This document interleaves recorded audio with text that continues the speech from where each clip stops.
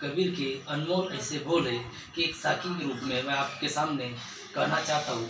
सांच बराबर तप नहीं कि झूठ बराबर पाप, जाके हृदया साच है ताके हृदय आप। इस सरल वाणी में कबीर साहब कहते हैं कि सांच बराबर आपका जो दिनचर्या शुरू होता है 24 सुबह से शुरू होता है, 24 घंटे का एक रहता है। उसमें अगर आप सच बोलने का भी प्रयास करेंगे या सच बोलते रहेंगे, एक तप के बराबर है।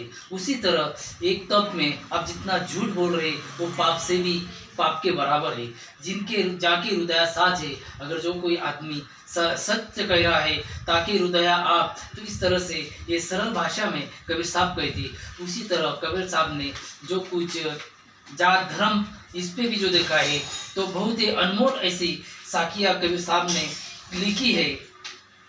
जिसकी जात न पूछो साधु की, पूछ लीजिए ज्ञान, मोल करो तलवार की, पड़ा रहने दो मैन। कि जिस तरह से कबीर साहब कहते कि इस विश्व में एक मानव यही जात है, स्त्री और पुरुष ये दो जाति है, इसमें जात पात का कुछ संबंध नहीं। कोई भी संत की जात या पात पूछने का मतलब नहीं निकलता है। जात न पूछो साधु की, पूछ लीजिए ज्ञान। वो अगर कोई भी जाति धर्म का हो उससे कोई मतलब नहीं, उसके अंदर जो ज्ञान है जो प्रकट किया है उससे बहुत ही अनमोल ऐसी स्थिति। मोल करो तलवार की, कि उसका मोल करो, ज्ञान का मोल करो, मोल करो तलवार की, पड़ा रहने दो मैन। कि जिस तरह से अगर आपके पास बहुमूल्य ऐसी मैन बनाई हुई है, लेकिन उसके अंदर जो तलवार है वो कुछ काम की नहीं है, तो तलवार का कुछ मजहब नहीं, महत्व नहीं है। ऐसा कबीर साहब उनके कहते हैं। उसी तरह से कबीर साहब जो कुछ कहते हैं कि जो इंसान जो मानव अपना जो कर्म करता है,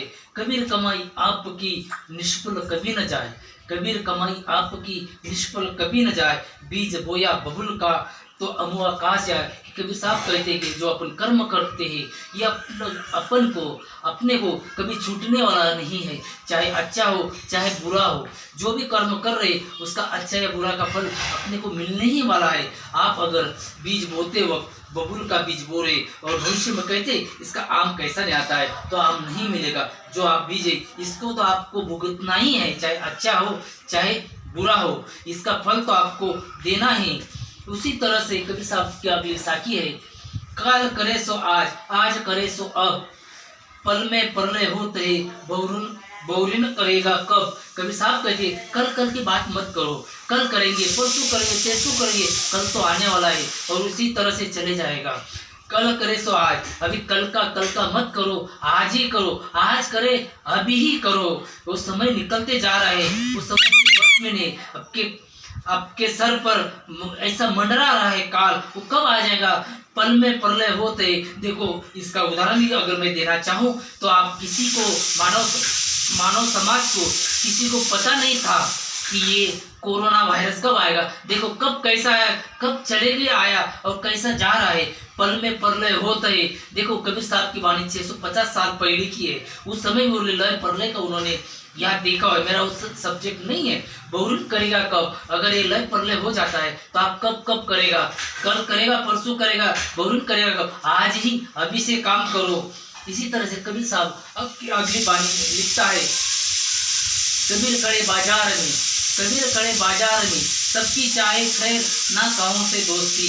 कबीर साहब इस साखी में लिखते हैं, जब सूरज पूरब से निकलता है, वो निकलते वक्त ये कैसा नहीं मैं ये श्रीमंत के घर पे जाऊंगा और कैसा नहीं मैं गरीब के घर नहीं जाऊंगा। जिस तरह से निष्पक्ष रहता है, कबीर साहब ने निष्पक्ष विचार कहा है कि कबीर खड़े बाजार में सबकी चाहे कर खैर। कबीर साहब कहते सब मेरे कोई दुश्मन नहीं है, कोई दोस्त नहीं, सब मेरे लिए एक समान है।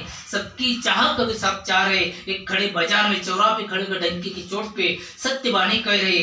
इसीलिए चांद सूरज जिस तरह से भेदभाव नहीं करते, अमीर गरीब नहीं करते, जात पात नहीं करते, ये गरीब के घर में आज प्रकाश नहीं दूंगा या श्रीमंत कर दूंगा, ऐसा भेदभाव कभी सूरज चंदा नहीं करता है। उसी तरह कबीर कहते कि मैं ये निष्पक्ष विचार आपके सामने कर रहा हूँ। तो इस तरह से कबीर साहब की अगली वाणी और एक जो लिखी है तो लिखिए, बुरा ढूंढने मैं चला, बुरा मिला न कोई, जो में आप गए मुझसे बुरा न कोई। मैं बुरा ढूंढ रहा हूँ, इधर उधर बुरा ढूंढ रहा हूँ, बुरा तो मुझे मिलना नहीं, लेकिन मैं ढूंढते ढूंढते जब बाहर जा रहा हो तो मुझे बुरा बुरा कोई मिला नहीं है। जो खोजा दिल में आप गणे, जब मैं दिल में खोज रहा हूँ तो मुझसे बुरा ना कोई, मुझे ऐसा ही हो रहा है, मुझ जैसा बाहर कोई बुरा है ही नहीं, मैं ही बुरा हूँ। और ये कबीर साहब की जयंती पे मैं आज लोगों को ये संदेश देना चाहता हूँ, अपने हर घर में, घर घर में कबीर की बानी, कबीर की विचार आप पहुँचाएंगे तो सच्चे दिल से कबीर की जयंती हो रही है ऐसा मैं समझता हूँ। और अब पूरे विश्व में कबीर की जयंती मनाई जा रही है और आप भी मनाओ, खुशी से उनके विचार घर घर में पहुँचाओ। यही संदेश मैं कबीर जयंती के तौर पे आप सब लोगों को देता हूँ और मेरी वाणी को विराम देता हूँ। जय कबीर।